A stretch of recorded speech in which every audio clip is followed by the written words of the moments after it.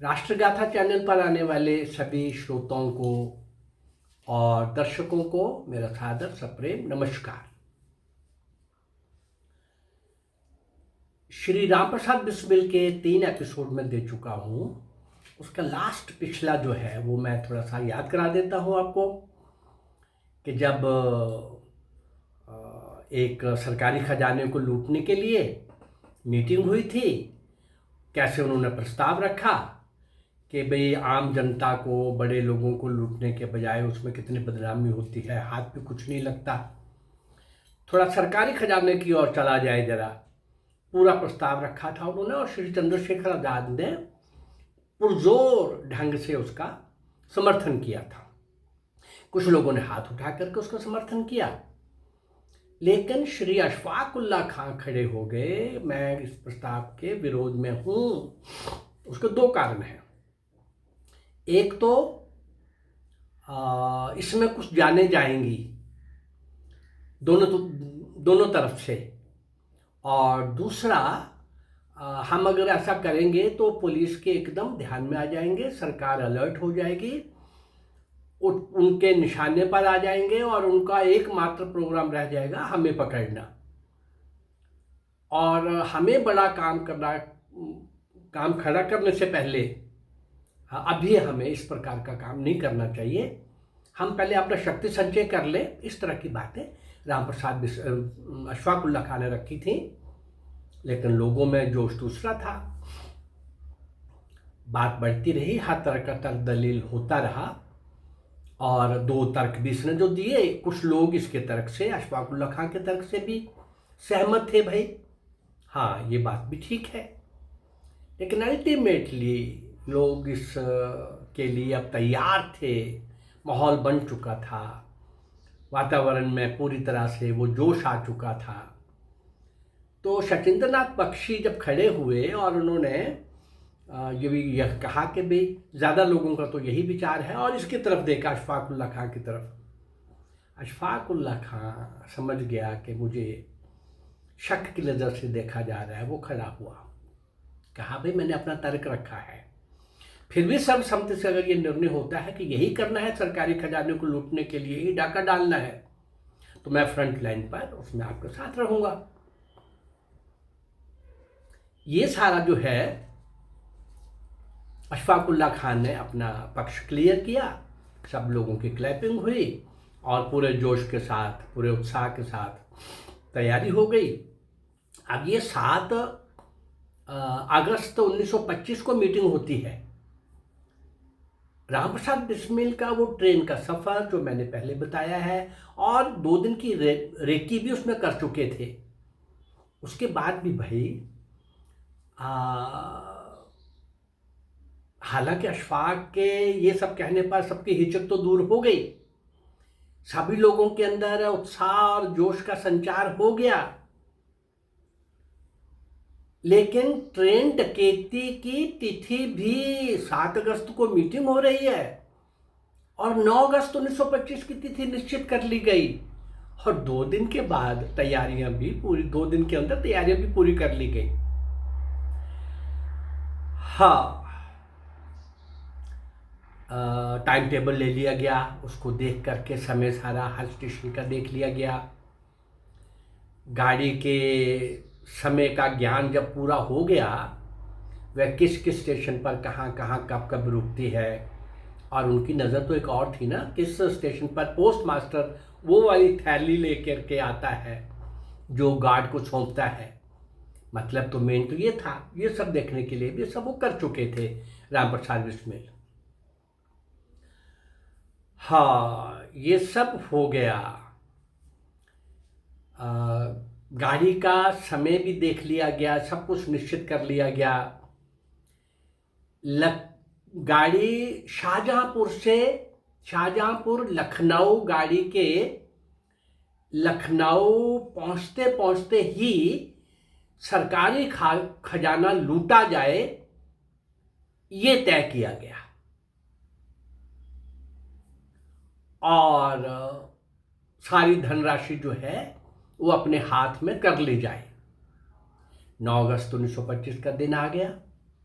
क्रांतिकारी के दिलों में बेसब्री और अनिश्चितता की उथल पुथल होने लगी थी। हजारों लोगों से भरी हुई ट्रेन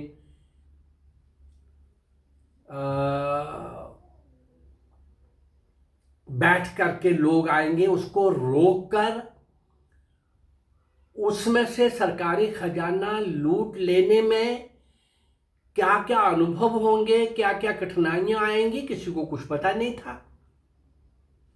ये तय हुआ कि उसमें सब मिलकर 10 लोग सम्मिलित होंगे, जिसमें से 7 व्यक्ति संदूक तोड़ने का सामान लेकर शाहजहांपुर के तीसरे दर्जे के डिब्बे में सवार होंगे और शेष 3, टोटल 10 थे ना, शेष 3 काकोरी स्टेशन से दूसरे दर्जे के डिब्बे में सवार होंगे।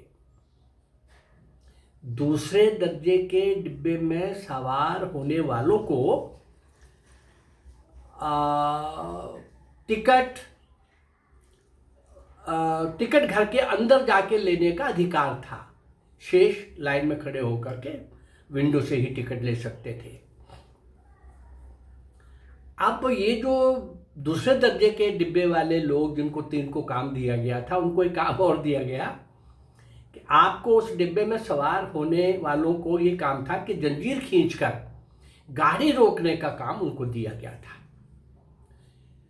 सहारनपुर लखनऊ पैसेंजर ट्रेन जब शाहजहांपुर स्टेशन पर रुकी तो 7 क्रांतिकारी तीसरे दर्जे के डिब्बों में, पृथक पृथक डिब्बे में बैठ गए और इस प्रकार बैठ गए कि आवश्यकता पड़ने पर वे खिड़कियों से ट्रेन के दोनों ओर झांक सकें, देख सकें, आकलन कर सकें। सभी लोगों को, ये 10 लोगों को, अभियान के जो नेता थे श्री राम प्रसाद बिस्मिल, उनका ये आदेश था कि भाई यथासंभव हम 7 लोग खिड़कियों के पास बैठें। जो लोग शाहजहांपुर से बैठे वो 7 लोग कौन थे? श्री राम प्रसाद बिस्मिल, श्री चंद्रशेखर आजाद, श्री मनमथनाथ गुप्त, श्री बनवारी लाल, श्री मुकंदीलाल गुप्ता, श्री केशव चक्रवर्ती और मुरारी लाल। ये 7 लोग तो शाहजहांपुर स्टेशन से बैठे। हर स्टेशन पर रुकती हुई ट्रेन यात्रियों और खजाने को, वो हर पोस्टमास्टर आता था ना हर स्टेशन पर, यात्रियों को और खजाने को छोड़ती पकड़ती लखनऊ की ओर बढ़ रही थी। 6 बजकर कुछ मिनट पर उसे लखनऊ के निकट काकोरी स्टेशन पर पहुंचना था। ये काकोरी कांड जो बहुत प्रसिद्ध हुआ, काकोरी स्टेशन पर पहुंचना था। काकोरी के छोटे से स्टेशन में 3 क्रांतिकारी जिनको सवार होना था वो थे शचिंद्र नाथ बख्शी, राजेंद्र लाहिड़ी और अशफाक उल्ला खान। ट्रेन का समय देख करके कि अब आने वाली है, वो दूसरे दर्जे के टिकट खरीदने के लिए टिकट घर के अंदर दाखिल हुए। अधिकार था उनको। उन दिनों प्रथम श्रेणी और द्वितीय श्रेणी के टिकट, मैंने कहा कि खरीदने के लिए वो टिकट घर के अंदर जा सकते थे, लेकिन जैसे उसने 3 द्वितीय श्रेणी के टिकट मांगे शचिंद्र नाथ बख्शी ने, तो जो टिकट घर का व्यक्ति था, पोस्टमास्टर या कोई भी जो भी था, उसने नौजवान को ऊपर से नीचे तक देखा। भाई ये तो पहली बार दिखा है, कभी स्टेशन पर ऐसा कोई नौजवान भी नहीं दिखा, और 3 द्वितीय श्रेणी के टिकट मांग रहा है। वो थोड़ी देर रुक गया, सोचने लग पड़ा, और शचिंद्र नाथ बख्शी को भी आइडिया हो गया कि ये हमारे बारे में कुछ सोच रहा है। शचिंद्र नाथ बख्शी को शक हो गया और उसने फिर फराटेदार इंग्लिश के अंदर ठीक तरह से बोले, साहब श्रीमान जी, मैंने आपसे टिकट मांगा है, थोड़ा टोन जरा और कड़क करते हुए। वो हिला और उसने टिकट दे दिए। टिकट लेकर के सचिंद्र नाथ बख्शी बाहर आए और अपने साथियों को एक एक टिकट दे दिया। प्लेटफॉर्म पर गाड़ी की प्रतीक्षा में खड़े हो गए। गाड़ी आने का संकेत हुआ। गाड़ी आई और प्लेटफॉर्म पर गाड़ी रुकते ही सचिंद्र नाथ बख्शी, हाँ, सचिंद्र नाथ बख्शी, राजेंद्र लाहिड़ी और अशफाक उल्ला खान ने अपने अपने साथियों की तलाश में नजरें दौड़ाई और दूसरे दर्जे के डिब्बे में बैठ के, वो बाकी डिब्बों में बैठे हुए थे उनकी तरफ भी देखा, आंख से आंख मिली। जिस डिब्बे में ये बैठी, द्वितीय श्रेणी के डिब्बे में, वो डिब्बा खाली था, लेकिन सामने की सीट पर एक टोप रखा हुआ था। तो इन्होंने सोचा कुछ अंग्रेज का रह गया होगा या अभी नीचे उतरा होगा, कुछ भी। गाड़ी प्लेटफॉर्म पर रुकते ही जब ये सीन चल रहा था और ये बैठ चुके थे, गाड़ी चलने पर साहब भी आ गए। सामने वाली बर्थ पर सचिंद्र नाथ बख्शी बैठे थे, बाकी आमने सामने थे दोनों। सामने बैठा हुआ ये टोप मास्टर जो था, वो रेलवे विभाग का एक डॉक्टर था। उसका नाम था चंद्रपाल गुप्त। गाड़ी की सीटी बजी और ककोरी स्टेशन छोड़कर गाड़ी लखनऊ की ओर बढ़ने लगी। लखनऊ के लिए सिग्नल पार करके जब वे 2 furlong, just less than 1 kilometre आगे बढ़ी होगी, कि सचिंद्र नाथ बख्शी ने इधर उधर और सामान जहां रखा जाता था उस बर्थ की ओर देखा और घबराहट के स्वर में राजेंद्र नाथ बख्शी राजेंद्र लाहिड़ी की ओर देखते हुए बोले, कहा, अरे अरे वे अपना जेवरों वाला बॉक्स कहाँ है? हम तो लुट गए भाई। 20,000 रुपयों के जेवरों का बक्सा था वो। 2 बहनों के लिए, एक भांजी के लिए, सबके लिए मैं वो गहने बनवा के लाया था। अब क्या होगा, अब क्या होगा? ऐसा कुछ सब ड्रामा था भाई, ये ड्रामा। और उधर कुंवर जी, अशफाक उल्ला खान का नाम अब नाम रख दिया गया था इस डाके तक, कुंवर जी अशफाक उल्ला खान। और उसने और अधिक ड्रामा करते हुए कहा, जल्दी जल्दी जंजीर खींचो और बक्से को खोजो। ऐसा करके इससे पहले को कोई और जंजीर खींचे तय था, सचिंद्र नाथ बख्शी ही जंजीर खींचेंगे। उन्होंने जंजीर खींच ली, पर ये ड्रामा था ना, वो एक जो श्रीमान जी बैठे हुए थे उसको इम्प्रेस करना था, ताकि उससे कल कोई पूछो तो बता सके, हाँ भाई।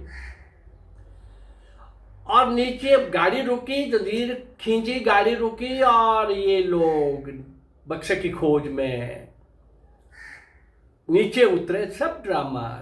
3 यात्री झट से डिब्बे से उतर गए और अन्य 7 यात्री भी उतर गए। ट्रेन का गार्ड भी घबराहट में नीचे उतरा और वो दूसरे दर्जे के डिब्बे की ओर बढ़ा जहां से जंजीर खींची गई थी। एक क्रांतिकारी ने फौरन उसकी छाती पर पिस्तौल रख दी और कहा कि अगर आप जान की खैर चाहते हो तो यहीं पर औंधे मुंह लेट जाओ, अगर ऐसा नहीं करोगे तो गोली मार दी जाएगी। गार्ड ने अक्षरशः आदेश का पालन किया और वहीं पर घास में ही वो औंधे मुंह लेट गया।